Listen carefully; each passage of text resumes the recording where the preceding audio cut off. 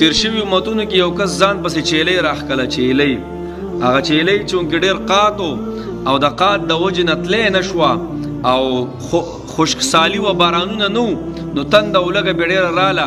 دا تاسو د دغې نه که نه سارو چې پکې روان دي د بلوچستان او پنجاب کې ډېرې علاقې یوړې الله دې نور رحم وکړي او د ثوابۍ سیټ ته هم یو قسم له وارننګ ورکړی دی نو هغه چیلې ورته ګویا شو هغه انسان ته چې الله هم هلاک کا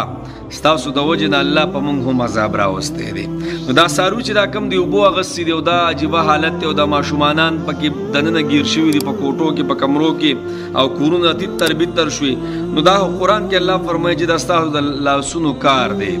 یعنی څومره چې فساد راځي په وچه او په لمده باندې دا ستاسو د لاسونو کمایي ده الله دې بس موږ معاف کړي کله ناکله جناب خلک راوځي علما حضرات مخکې شي او استسقا منځونه هم دې د مخکې کول د استسقا منځونه چې خدای بارانونه نشته خدای د خیر او د رحمت بارانونه وکړي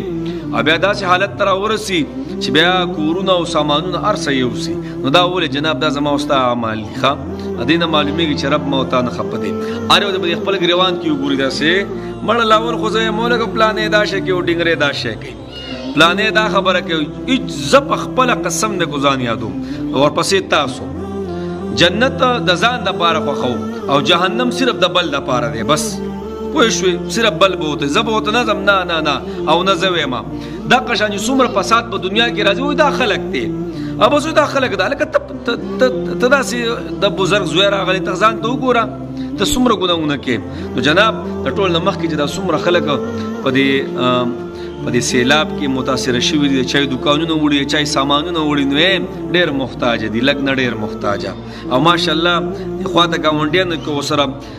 یو څو ورځې مخکې یو کس رنګ وکړو ډېر عجیبه او دا ځین یې رنګ کړی و که نه چې کروړپتیان په هغه ځای کې دي خو د سره ورسره مرسته نه کوله نو دا سیلاب ولې الله به ما ورته نشي راوستی زما استان دا پیسې چې ته په غل غدو نشي اخیستې زما استان بیا چېرته دا پیسې ضایع کېدی نشي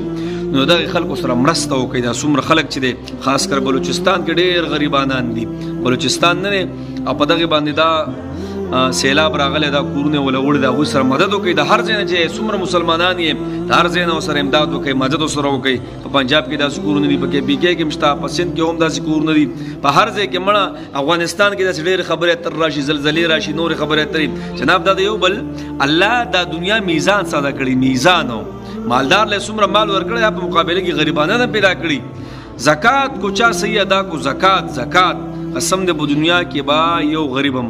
پاتې نه صرف زکات